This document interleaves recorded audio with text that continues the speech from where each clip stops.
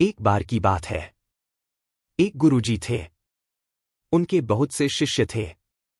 उन्होंने एक दिन अपने शिष्यों को बुलाया और समझाया, शिष्यों, सभी जीवों में ईश्वर का वास होता है, इसलिए हमें सबको नमस्कार करना चाहिए।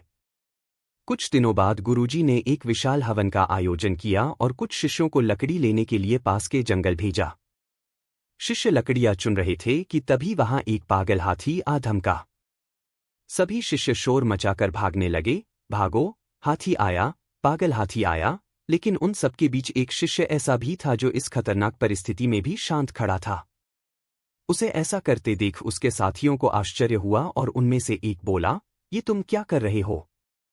देखते नहीं पागल हाथी इधर ही आ रहा है, भागो और अपनी जान बचाओ। इस पर शिष्य बोला, तुम लोग जाओ, मुझे इस हाथी से कोई भय नहीं है।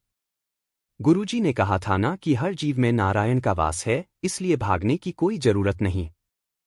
और ऐसा कहकर वह वहीं खड़ा रहा और जैसे ही हाथी पास आया वह उसे नमस्कार करने लगा।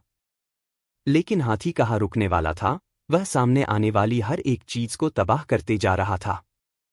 और जैसे ही शिष्य उसके सामने आया, हाथी ने उसे एक तरफ उठाकर फेंक दिया और आगे बढ़ गया। शिष्य को बहुत चोट आई और वह घायल होकर वही बेहोश हो गया।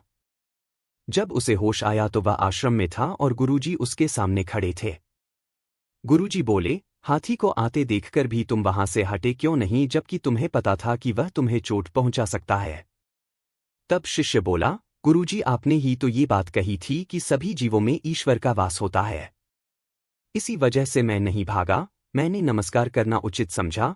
तब गुरुजी ने समझाया, बेटा, तुम मेरी आज्ञा मानते हो, ये बहुत अच्छी बात है, मगर मैंने ये भी तो सिखाया है कि विकट परिस्थितियों में अपना विवेक नहीं खोना चाहिए। पुत्र, हाथी नारायण आ रहे थे, ये तो तुमने देखा। हाथी को तुमने नारायण समझा, मगर बाकी शिष्यों ने जब तुम्हें रोका तो तुम्हें उनमें नारायण क्यों नजर नहीं आए? उन्होंने भो तो तुम्हें मना किया था ना।